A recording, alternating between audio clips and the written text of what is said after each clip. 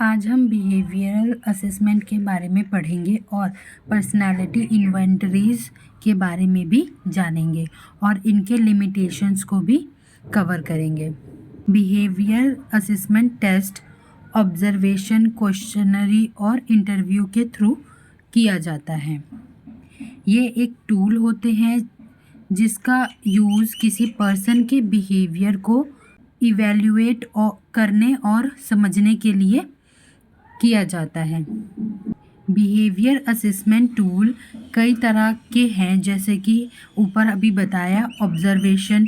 इसमें किसी पर्सन की रियल टाइमिंग, मतलब किसी पर्सन के बिहेवियर को उसके रियल टाइमिंग में ऑब्ज़र्व किया जाता है, देखा जाता है कि हम उसको टास्क नहीं देते या कुछ नहीं करते, हम बस वो जो काम कर रहा है उसको ऑब्ज़र्व करते हैं।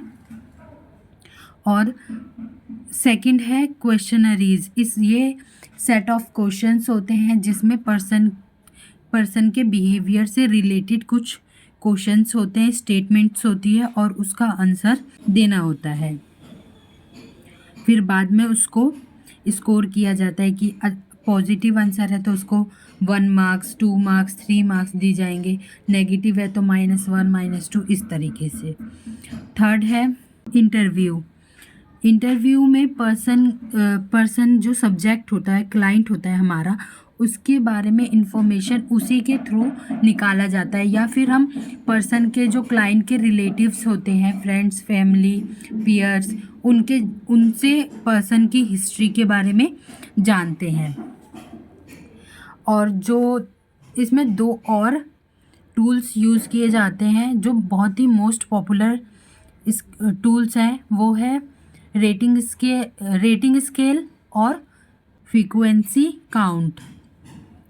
रेटिंग स्केल में साइकोलॉजिस्ट या क्लाइंट किसी चीज़ को रेट दे सकते हैं।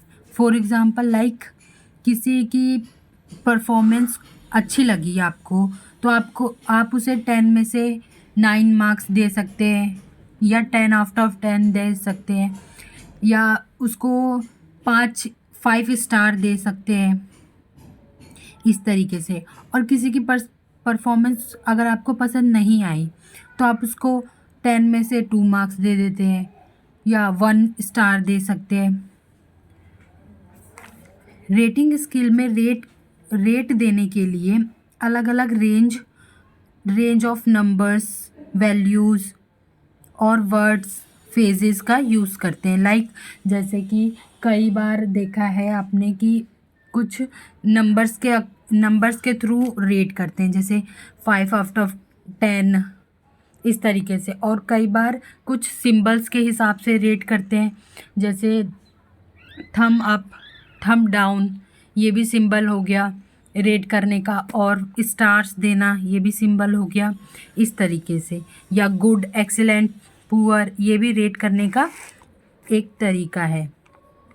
और फ्रीक्वेंसी काउंट में यह देखा जाता है कि कोई सर्टेन बिहेवियर एक स्पेसिफिक टाइम लिमिट में कितनी बार किए गए, कि कोई पर्सन, कोई हरकत एक टाइम दिया जाता है, जैसे 1 घंटे में वो एक जो उसकी बिहेवियर है वो कितनी बार रिपीट होती है।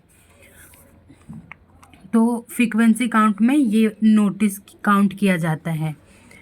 अब जानते हैं इसकी लिमिटेशंस क्या है।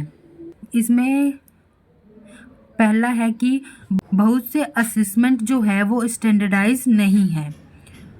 और सेकंड है कि कई बार बिहेवियर की कंसिस्टेंसी रिजल्ट से अलग आ जाती है।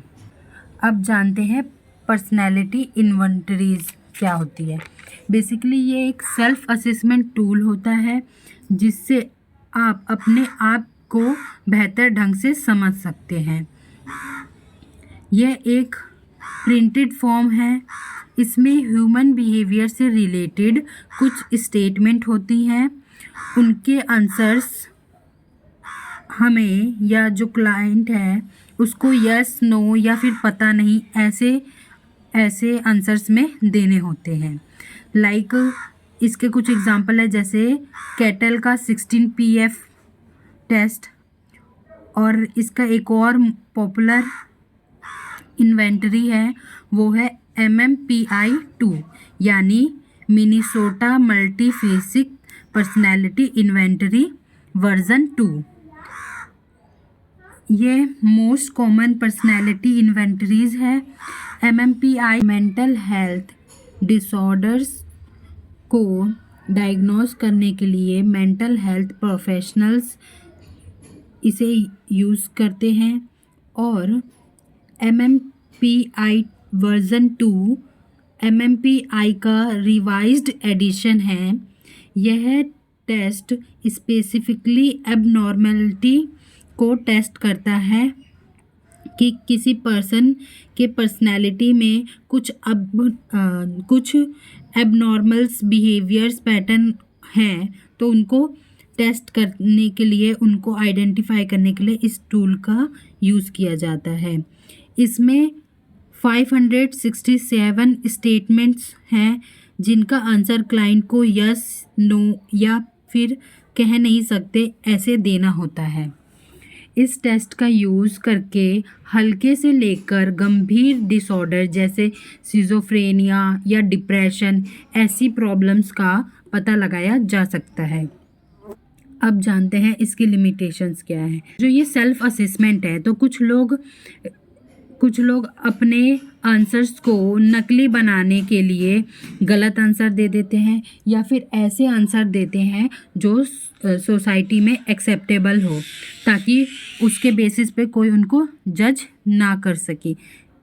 और साथ ही कुछ लोग बिना पढ़े आंसर्स टिक किए जाते हैं, उन पे सोचते भी नहीं हैं और उनको वो लोग ऐसा करना चाहते हैं कि हम जल्दी से इसको करके हट जाए, और वो ना उस पर सोचते हैं ना विचारते हैं और आंसर टिक लगा देते हैं, जिससे बाद में हमें जो साइकोलॉजिस्ट होते हैं उनको रिज़ल्ट बनाने में प्रॉब्लम होती है।